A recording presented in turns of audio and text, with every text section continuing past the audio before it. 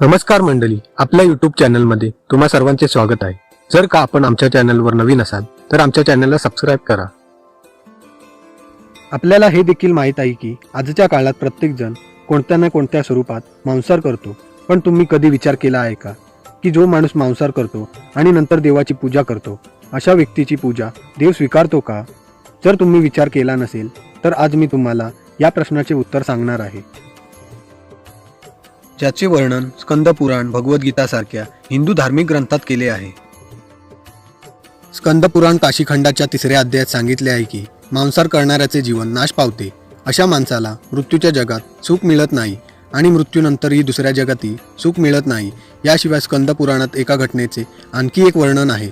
त्यानुसार सर्व देव एकदा काशीला पोचले तेव्हा त्यांनी पाहिले की वाघासारखे हिंसक प्राणी तेथे गवत खात आहेत.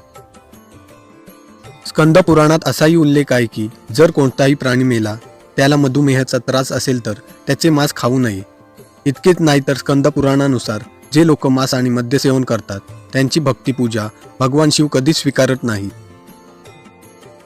स्कंद पुराण व्यतिरिक्त हे वर्णन वराह पुराणात देखील आढळते.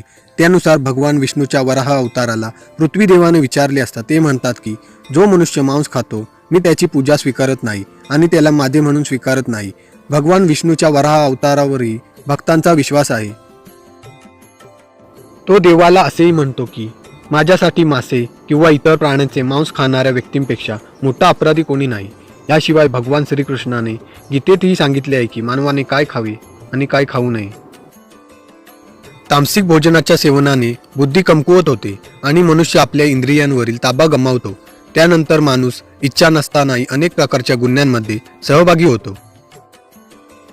आणि जेव्हा असा माणूस माझी पूजा करतो किंवा माझे स्मरण देखील करतो तेव्हा मी त्यांच्याजवळ जात नाही. तसेच गीतेमध्ये भगवान श्रीकृष्ण म्हणतात की मांसाहार हे राक्षसांसाठी आहे, मानवांसाठी नाही. गीतेमध्ये भगवान श्रीकृष्णाने सांगितले आहे की अन्नाची 3 प्रकारात विभागणी केली आहे. सत्व, रज आणि तम अशी विभागणी केली आहे.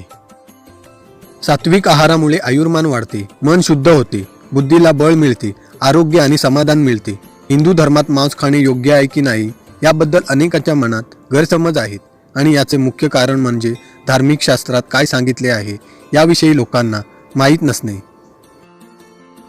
काही लोकांचा असाही विश्वास आहे की वेद मांस खाणे योग्य आहे, पण तसे खरे नाही. सत्य हे वेदांमध्ये स्पष्टपणे सांगितले आहे. त्यात पशुहत्या म्हणजे पशुबली हे पापाच्या श्रेणीत येते. वेदांचे सार उपनिषद आहे आणि उपनिषदांचे सार गीता आहे. त्यानुसार वेदांनी मांसाहाराबाबत स्पष्ट केले आहे. असे वेदामध्ये सांगितले आहे की जो माणूस घोडा किंवा इतर प्राणी खातो, त्यांचे मांस खातो, शरीराचे अवयव बनवतो, गायीला मारतो आणि इतरांना दुधापासून वंचित ठेवतो, या विश्वात त्याच्यापेक्षा मोठा पापी कोण नाही. मानवाने ईश्वराच्या सर्व सृष्टींना आपल्या आत्म्यासमान समजावे असे यजुर्वेदात सांगितले आहे. म्हणजे जसे त्यांना स्वतःचे कल्याण हवे असते तसेच त्यांनी इतरांचेही कल्याण करावे. तर अथर्व वेदात सांगितले आहे की हे मानवांनो, अन्न म्हणून तांदूळ, डाळी, गहू इत्यादी अन्नपदार्थाचे सेवन करा. हे सर्वोत्तम आणि स्वादिष्ट आहे. स्त्री आणि पुरुष देखील कधीही हिंसा करू नका. जे लोक स्त्री पुरुष भ्रम आणि अंडी नष्ट करून मिळणारे कच्चे किंवा शिजवलेले मांस खातात त्यांना विरोध केला पाहिजे.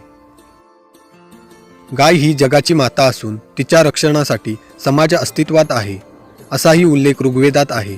सर्व 4 पायांचे प्राणी आपल्यासारखे करणे हीच मानवाची प्रगती आहे. प्राण्यांचे रक्षण झाले पाहिजे. गरुड पुराणात भगवान विष्णू राजा गरुडाला एक कथा सांगताना म्हणतात की जो कोणी मांस खातो किंवा दारू पितो त्याची भक्ती किंवा उपासना कोणीही देव स्वीकारत नाही. काही देवता मदत करतात. त्यामुळे माणसाने सात्विक अन्न खाणे जेणेकरून त्यांना त्यांच्या हयातील आणि मृत्यूनंतरही ईश्वराचा सहवास मिळू शकेल आणि व्यक्ती ते व्यक्ती सुखाने प्रवास करता येईल.